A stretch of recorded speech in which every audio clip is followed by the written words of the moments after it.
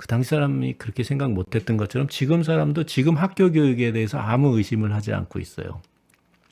지금 학교 교육이라는 게 이 산업혁명 시대의 교육에서 벗어나질 못하고 있거든.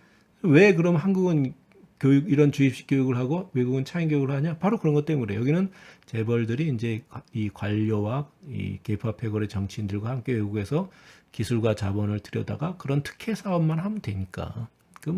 뭐 창의적인 게 뭐가 필요해? 창의적이면 오히려 안 되지. 하라는 대로 해야지.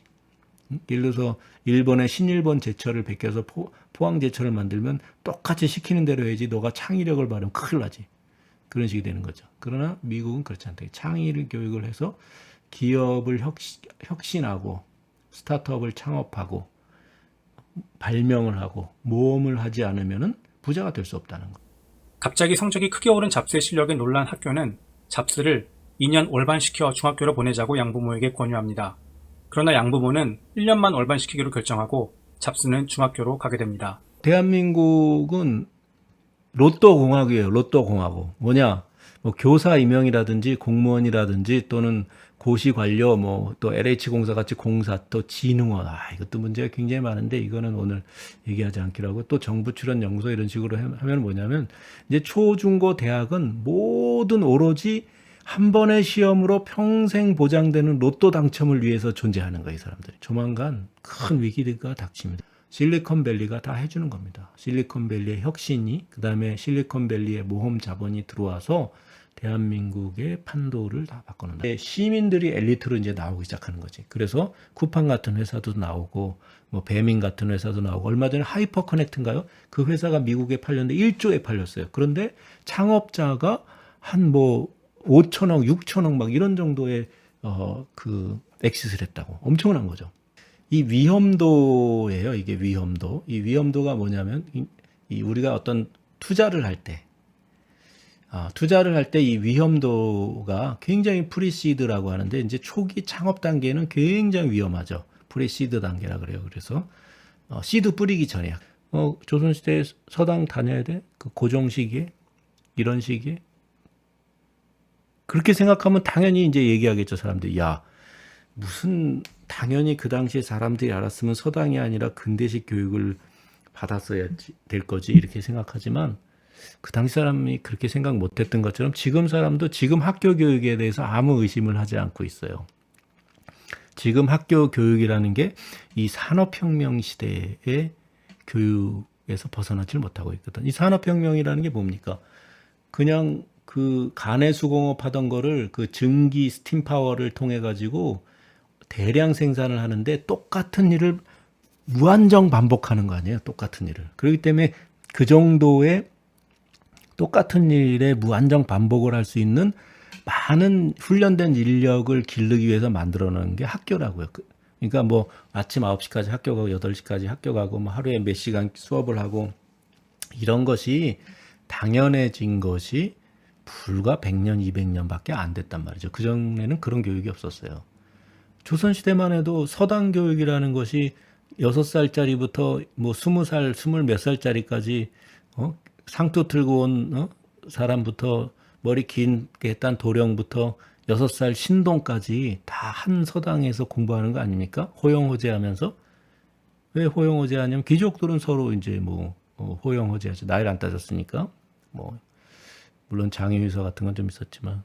그러니까 거기 학년이 어디 있어요. 그냥 딱 능력대로 6살인데 4서 3경을 다 뛰는 사람도 있었고 좀 이제 스마트하지 못하면 장가 가서도 상투 틀고 와가지고도 하늘천 따지 않은 사람도 있었고 그런 거지. 근데 그런데 지금 대한민국 교육은 나이로 그냥 나이 하나예요. 나이. 너 몇 살이야? 너 학교 가. 너 몇 살이야? 그럼 너 몇 학년이니까 이거 배워야 돼. 너 중학생이지 이거 배워야 돼. 그런데 조선시대 6살 신동을 우리 이제 이율곡이나 이런 사람 다 신동이었다는 거잖아요.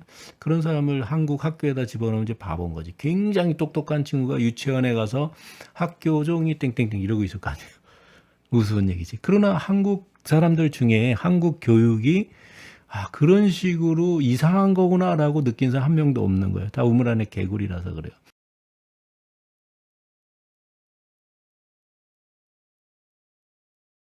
이렇게 사고 뭉치이고 공부에 흥미가 전혀 없던 잡스는 초등학교 4학년 때 180도 변화하게 됩니다. 어떻게 된 일이었을까요? 이를 가능하게 했던 사람은 바로 잡스의 초등학교 4학년 선생님이었던 이머진 힐이라는 여선생님이었습니다. 힐 선생님은 스티브 잡스가 똑똑한 아이지만 무언가 동기부여가 필요하다는 것을 간파합니다.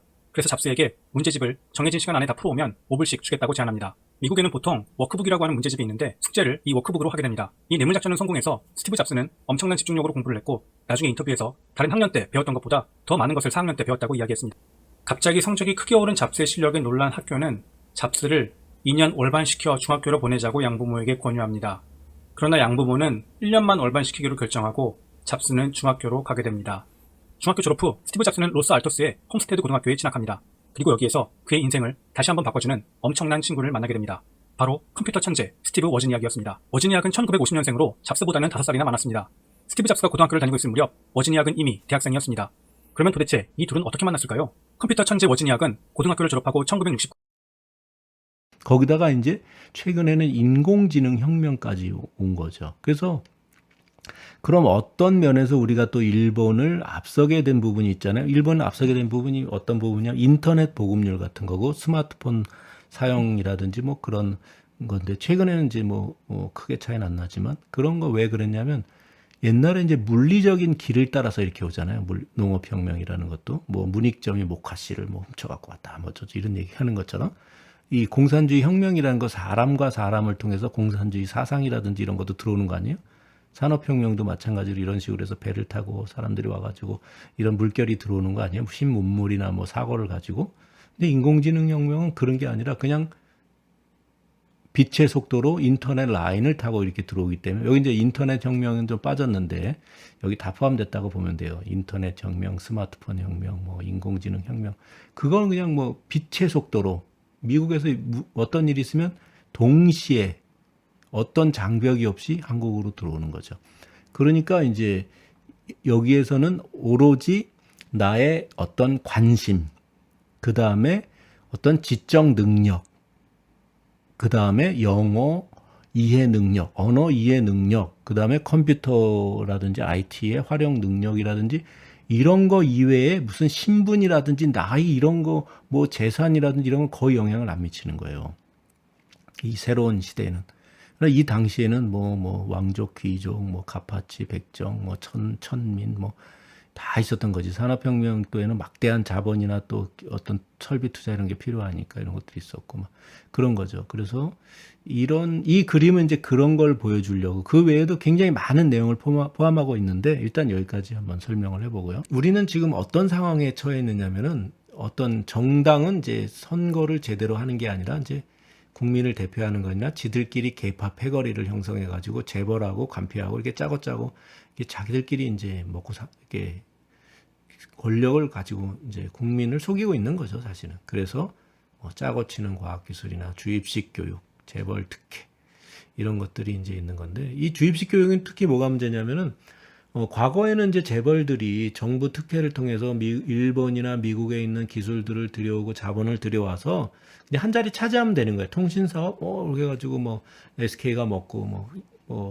그다음에 에너지 해가지고 유공 이거 유리공사 이거 특혜로 해가지고 SK가 먹고 한국중공업 하다가 결국은 이제 이렇게 저렇게 해서 민간으로 가서 또 두산이 먹고 그런 거 하나 먹으면 이제 갑자기 재계순이 막 올라가는 거지 막 그런 식으로. 그런 당시에는 말 잘 듣는 사람들이 중요했어요. 주입식 교육이 뭐냐면 국영수사가 달달달 외워가지고 외국에서 기술 들여오는 거 매뉴얼 정도만 이해할 수 있으면 돼. 일을 직접 하는 것도 아니야. 그건 다 하청업체 시키거나 아니면 아주 힘든 일은 외국 업체들이 와서 이제 IBM이라든지 기타 등등 뛰어난 외국 회사들이 와서 마이크로소프트는 다 하고 그 다음에 웨스팅하우스 기타 등등 있잖아요. 그런 중공업에서는. 그래 하고 이제 어려운 일 중에서 이제 난이도가 낮고 지저분한 힘들고 위험한 일들은 이제 하청업체에 주고 그거 관리만 잘하면 되기 때문에 재벌들은 주입식 교육을 받아가지고 그런 것만 잘하는 사람들을 뽑으면 됐어요. 그러니까 스카이대 국영수사가 달달 외워서 잘 들어가가지고 졸업하면 주입식 교육 받고 하면 딱 뽑으면 됐다고. 재벌은 이제 독식과 특혜로 가니까. 근데 이제 미국은 이제 선진국의 정치 싸움은 소득 분배, 불공정, 불평등에 대해서 싸우는데 탄탄한 기초가 있단 말이에요. 뛰어난 과학 기술과 과학기술과 그다음에 창의적인 게 제일 중요해요. 여기서는. 여기서 일례로 그런 게 있어요. 어떤 사람이 옥스퍼드대 박사과정 중에서 자기가 이제 뭐 자기 차례가 돼가지고 발표할 차례가 돼가지고 그 텍스트북을 잘 정리해가지고 발표를 했대요. 그랬더니 거기 있는 학생들이 굉장히 불만 불평을 하고 의아해더래. 야, 너는 텍스트북에 있는 거 우리도 읽어보면 다 할 수 있는 거를 왜 또 와서 발표하냐. 그래서 네 생각이 뭐냐고. 너의 아이디어를 얘기해봐. 너의 생각을 얘기해봐. 두 번째는 이제 영국에서 철학을 전공한 학생이 서울대는 그럼 철학을 어떻게 가르칠까? 한번 궁금해서 서울대 철학과 강의를 한번 청강을 해봤대요. 그랬더니 거기서는 아리스토텔레스의 사상이 어떻고 소크라테스의 사상이 어떻고 그 철학자가 어떻고 저쩌고 이런 걸 얘기하고 있는 거예요. 그래서 이 학생이 의아해가지고 왜 그런 거를 교과서에 다 나오고 책에 다 나오는데 왜 그런 거를 가르치고 배우고 있지? 그럼 시험에도 그런 게 나올 거예요. 다음 중 아리스토텔레스의 사상이 아닌 것은 아리스토텔레스의 주요 사상은 뭔지 쓰시오. 뭐 이런 걸 거 아니에요.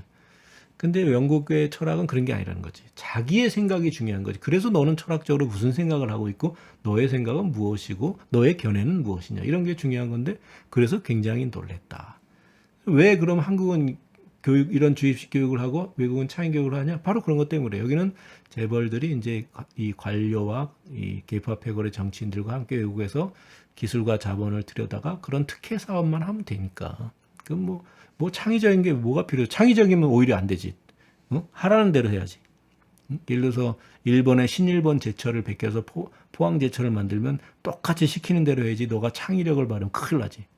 그런 식이 되는 거죠. 그러나 미국은 그렇지 않다. 창의를 교육을 해서 기업을 혁신하고 스타트업을 창업하고 발명을 하고 모험을 하지 않으면은 부자가 될 수 없다는 거죠. 그래서 지금 대한민국의 이제 학부모들이나 학생들이나 대학생들이나 또 대기업에 다니는 사람들이나 다 알아야 돼요. 이런 부분을. 우리가 이런 지금 상황에 처해 있다. 그래서 이런 부분은 아까 뭐라 그랬냐면 이런 부분은 전부 이제 동남아, 중국, 뭐 심지어는 아프리카 국가들로 다 넘어가고 있다는 거죠. 이런 패러다임으로 국가가 운영될 수 있는 거는.